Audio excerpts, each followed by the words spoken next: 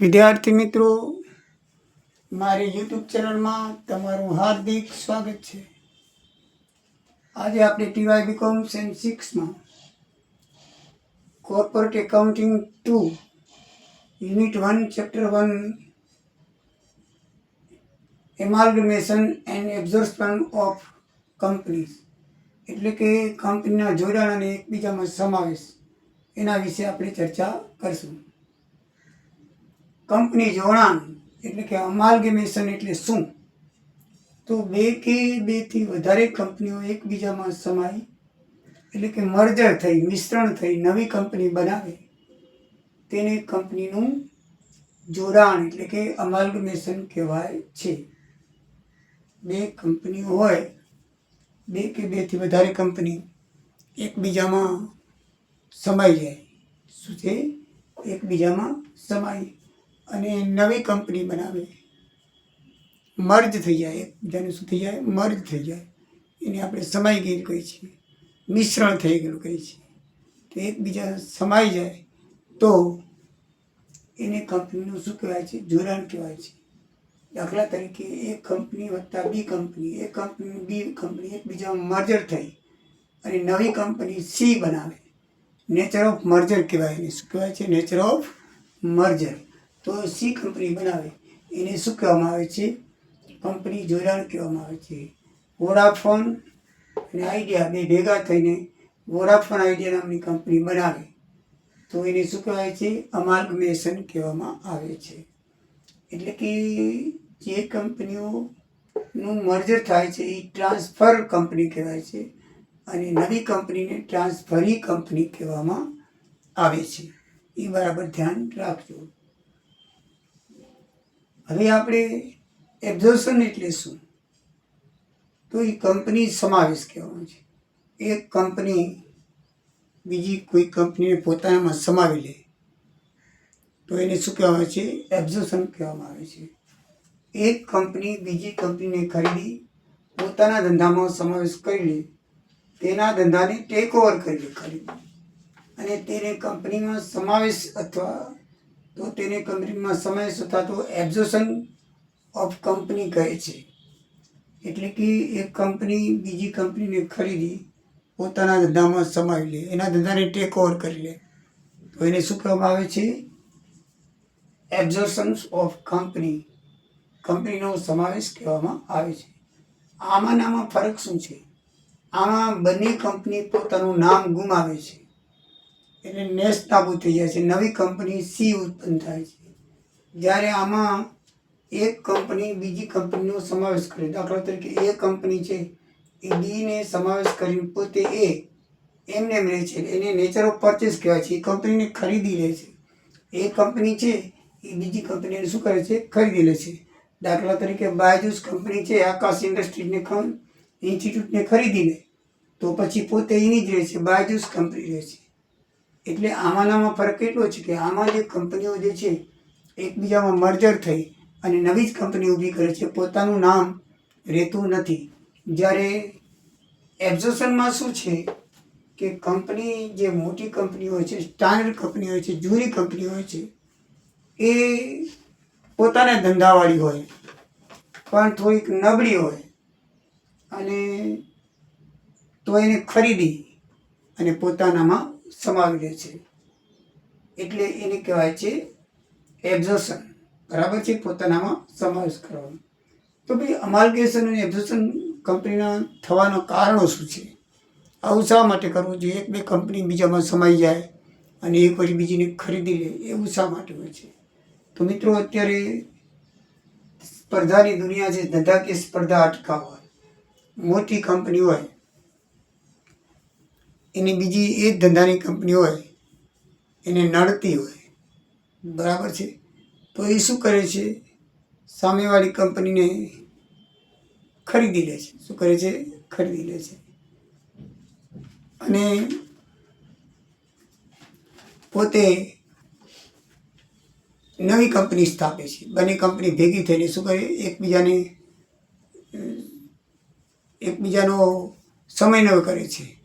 એટલે કે દાખલા તરીકે બે વેપારી ભેગા થાય, ઉદ્યોગપતિઓ, કે આપણે તારું મારો ધંધો એક જ છે તો ચાલો આપણે ધંધાનું વિશાળ ફલક કરવા માટે બે જણા ભાગીદારી નવી કંપની આખી કરી નાખી.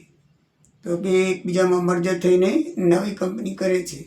અથવા તો જૂની કંપની પોતાના ધંધાવાળી પોતાના ધંધાવાળી કોઈ જૂની કંપની છે એને પોતાનામાં સમાવેશ કરી લે. એ ચાલતી બરાબર ન હોય પણ ધંધો પોતાનો હોય, પોતાને નડતી હોય થોડી ઘણી, અને એમ થાય કે ચાલ આને ખરીદી લઉં અને તો પછી મારું બજાર પણ વિશાળ થઈ જાય. એટલે એક કંપની છે એ બીજી કંપનીને ખરીદીને પોતાનામાં સમાવે લે. અથવા તો બે કંપનીઓ પોતે એકબીજા મર્જર થઈ નવી કંપની સ્થાપે. એટલે ધંધાકીય સ્પર્ધા અટકી જાય. બરાબર છે. બજાર માર્કેટ વિસ્તાર વધારવા, એનું બજાર માર્કેટ વધી જાય. કારણ કે બે કંપની હોય એટલે બેના અલગ અલગ બજાર હોય, પણ બે કંપની એકબીજામાં સમાઈ જાય અથવા એકને બીજી વેચી લે, ખરીદી લે, તો બંનેનું માર્કેટ એક થઈ જાય. અને માર્કેટ શું થઈ જાય? વધી જાય. કોઈનો ધંધો ગુજરાત પૂરતો હોય પણ બીજી હોય એનો આઉટ સ્ટેટમાં હોય તો એ એકબીજામાં મર્જર થઈ જાય અથવા એકબીજાને ખરીદી લે તો એનું આઉટ સ્ટેટમાં પણ બજાર ઊભું થઈ શકે. એટલે બજાર વધારવા માટે, મોટા પ્રમાણમાં વેચાણ વધારવા માટે બંને કંપનીઓ હોય, આમ તો અલગ અલગ હોય ત્યારે થોડું વેચાણ હોય, પણ એ બંને મર્જર થઈ જાય અથવા એકમાં બીજી ખરીદાઈ જાય તો આ બંનેને લાગુ પડે છે. એમાલ્ગમેશનને અને એબોર્શનને બેને લાગુ પડે છે. તો એ કંપનીઓનું શું થાય છે? વેચાણ વધી જાય છે.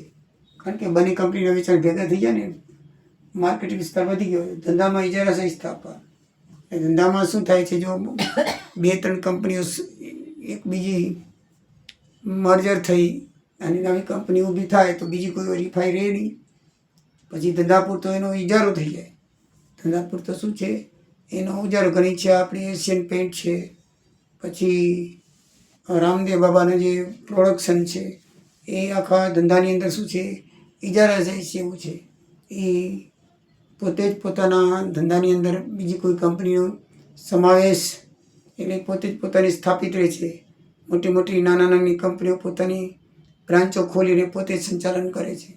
મીન્સ કે પોતાનું ઇજારો બજારમાં જળવાઈ રહે છે નવી કંપનીઓ બને તો. કારણ કે જૂની કંપનીઓ હોય એ બધી ભેગી થઈને જો એક બને તો બીજી ન બનતી હોય તો એ વસ્તુ એની પાસેથી જ મળે, બીજી પાસેથી ના મળે. તો એટલો એનો ઇજારો બજારમાં જળવાઈ રહે. નબળી કંપનીઓને મદદરૂપ થવા. બીજી દાખલા તરીકે કોઈ કંપની એવી હોય કે બરાબર ધંધાસર ન ચાલતી હોય પણ એના ધંધા જે બીજી બરાબર ચાલતી હોય તો એ કંપનીને મદદરૂપ થવા માટે બીજી નવી કંપની, મોટી કંપની છે એને ખરીદી લે છે. શું કરી લે છે? ખરીદી લે છે. અને ખરીદી કરી લે તો એ ધંધીને પ્રોત્સાહન મળે છે. કંપનીને એ ધંધો ચાલુ રાખવો ફરજિયાત છે. પાછો પ્રોત્સાહન મળે છે અને એ ટેકામાં આવી જાય છે. તો આવી રીતે પણ એ કંપનીની મદદરૂપ થઈ શકે છે. આ 5 કારણોને કારણે આવું જોડાણ અને એકબીજામાં સમાવેશ થવો સંભવ છે. તો આ જે કંપનીઓ એકબીજામાં જોડાણ થાય અને સમાવેશ થાય તો હિસાબો કઈ રીતે રહે? તો એના માટે એક એકાઉન્ટ્સ ઓફ સ્ટાન્ડર્ડ નક્કી કરવામાં આવ્યું છે. એને AS14 કહેવામાં આવે છે.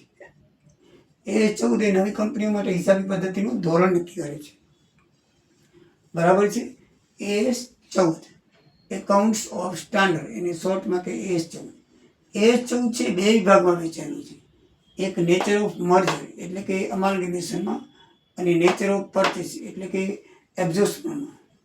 એટલે બે વિભાગમાં વહેંચાયેલું છે.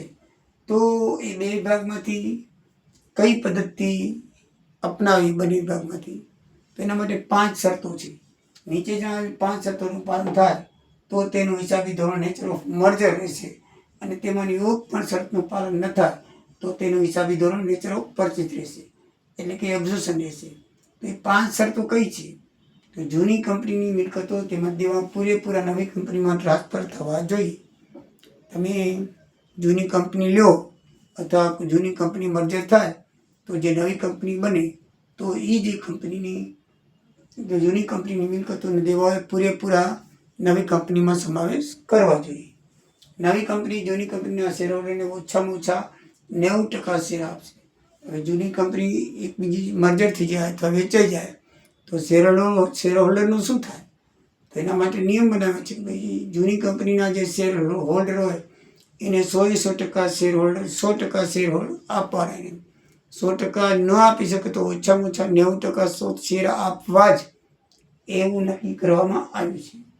પછી ત્રીજો નિયમ છે, નવી કંપની જૂની કંપનીના શેરહોલ્ડરોને કયા શેર આપશે? તો ઇક્વિટી શેર આપશે. કયા શેર આપશે? ઇક્વિટી શેર આપશે. ચોથો નિયમ છે, નવી કંપની જૂની કંપનીનો ધંધો ચાલુ રાખશે. એટલે કે નવી કંપની છે જૂની કંપનીનો ધંધો બંધ કરી શકે નહીં. એના કારખાના ચાલુ હોય, એનું ઉત્પાદન ચાલુ હોય તો એ બધું ચાલુ રાખશે. ખાલી નામ ફરક થશે, બાકી ધંધો બંધ કરી શકશે નહીં. અને પાંચમું છે, નવી કંપની જૂની કંપનીની મિલકતો પોતાની બુક વેલ્યુમાં દર્શાવશે. એટલે પોતાના હિસાબમાં નવી કંપની છે એની જૂની કંપનીની મિલકત છે એ પોતાના કિંમતમાં દર્શાવશે. તો મિત્રો આ 5 શરતોનું પાલન થાય તો એ નેચર ઓફ મર્જરમાં આવે હિસાબમાં. અને 5માંથી એકાદી પણ શરતનું પાલન ન થાય તો એનો હિસાબ નેચર ઓફ પરચેસમાં મુજબ કરવો પડશે. બરાબર છે? તો બંને ધોરણને લાગુ પડશે. તો મિત્રો અત્યારે આટલું આ વિડીયોમાં જઈશું, કારણ કે તમારી બુકો હજી બહાર પડી નથી. હજી લગભગ જાન્યુઆરીમાં બહાર પડશે. ત્યાં સુધી જૂના પુસ્તકોમાંથી શોધીને પ્રકરણ ચલાવવું પડે છે. તો તમે આ રીતે વિડીયોને સબસ્ક્રાઈબ કરશો અને તમારા મિત્રોને ફોરવર્ડ કરશો. જય સિયારામ, જય દ્વારિકાધીશ.